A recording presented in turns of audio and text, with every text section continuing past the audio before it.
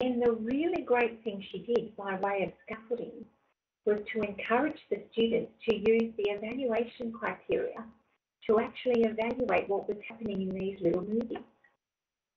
And then, surprise, surprise, they reflected on those and they posted them in the discussion forum so they could talk about it. So here was this great use, again, of a really basic forum tool to have these really high-order discussions around the little simple movies that she'd made to help in the scaffolding. It was really just so targeted, so aligned, if you like to use a big term, where she wanted the students to see what a good and bad example was. She wanted the students to apply the evaluation framework to that were the templates she'd given them. They had a practice opportunity that was in a very non-threatening context. They could put that up in the discussion forum to share their understanding, and then they could reflect on that as part of what they put into their e-portfolios and how much they'd learned, what they'd changed, what they'd be careful of. And then she got them to video their own practice, and they applied the same coding schemes that they used in coding the little extra normal videos to their own practice. So it was just a fantastic example of this self-analysis using all of these processes that had been sort of scaffolded all the way through the unit. And then for people who haven't come across NVivo before, that's a qualitative analysis tool. So these students were using NVivo to code their own responses to the students and their own communications in the video that they had of their own practice in their practice environment. So in a way, these technologies just captured so many aspects of a really complicated context and overcame so many of those issues that she'd been grappling with for all the previous episodes of the unit. And then, because she'd been interested in e-portfolios, she encouraged the students to pull all this stuff together and so that they could show their prospective employers whichever bits they wanted to, because they had so much freedom in what they'd like to pull out and how it was all put together. And one other aspect is that the portfolio enabled the supervisor to provide feedback from in the workplace context, as well as her in the supervision context from within the unit at the university. So I'll just stop there. I was just looking with interest at some of these complex about how, yes, it looks so, people say it looks interesting. And I just think it's such a fascinating example because it's so typically Capstone. You know, it's complex. There's a really difficult thinking going on, really integrated thinking, where students are forced to do a whole lot of difficult work, but they love it because it's so applied and they can really see that it benefits them. So I'll stop, I'll take my talk clock off, and if anyone wants to comment, we have the challenge of teaching students to use it. Yes, that's true. They did have some on-campus sessions. They had a bit of scaffolding around that, as you can imagine. But there were also options for people. She very rarely had people that didn't want to use these tools, but they could do that. They could code without using NVivo. They could submit a portfolio that wasn't online.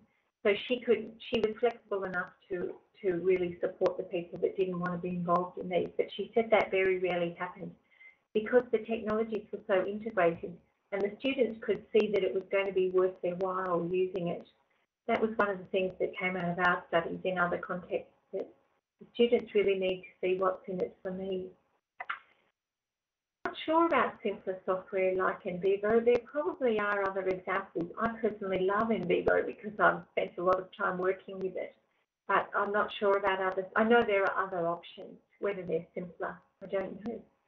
But I'll hand over for some other comments if people would like to speak. That's true, Matthew. The alignment in both these cases is just fabulous. No comments. Oh, I hope people haven't gone to let you speak. Sorry.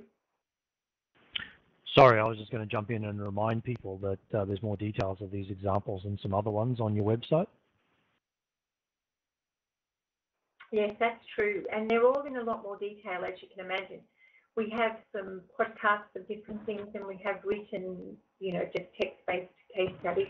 So have a look around at the examples of the different types of practice that we have. And there are examples on the site. I know I sound like I'm talking advertisements, Susan, but there are examples of assessing blogs.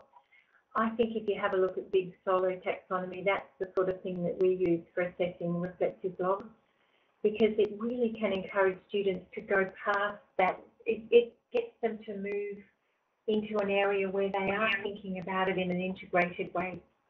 And then Matthew says the next webinar will be looking at that issue as well. So that's great.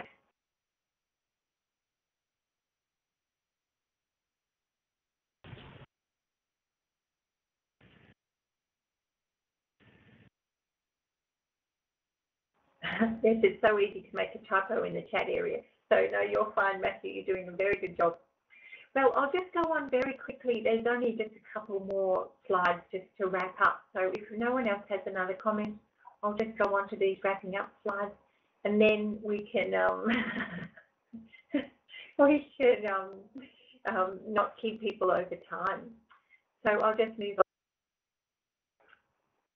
I guess part of what I did at the end of the analysis of looking at these different units that the case studies, if you like, of the range of technologies used across my 10 case studies, 2 of them were about Capstone units, and some of the others fed into this little framework, if you like, about assessment technology to scaffold the learning, so providing feedback early in the semester.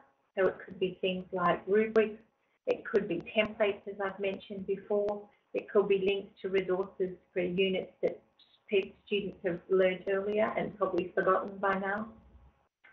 It could be the support for the social construction of learning, so that can be things like discussion forums.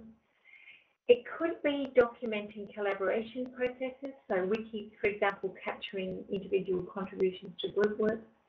There are some examples of where people have used wikis expressly for that purpose here. One of our academics was interested in trying to work out who was contributing what. So that's where her work has been around wikis. Around chronicling the reflective journey, so encouraging students to think about what they're learning along the way and capturing those things in blogs or any types of learning journals. And then storing and sharing the artefacts, because I personally think it's just tragic if students go to all this effort and the only person that ever sees them is the marker. And, you know, in my case, I just think if they can have other people that can see this and they can use it for their purposes, for instance, with assessors, then that's a really great outcome. So technologies can be used in all those ways. They can be more complex and fabulous and exciting, like some of the newer emerging tools, or they can be pretty straightforward and basic, as we've seen with some of these examples. But the key thing is that alignment and the integration with the whole unit, the curriculum. And the last slide really is just about tips for Capstone units. I'm sorry again about the formatting.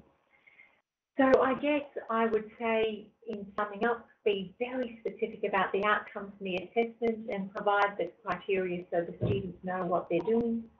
Provide structure.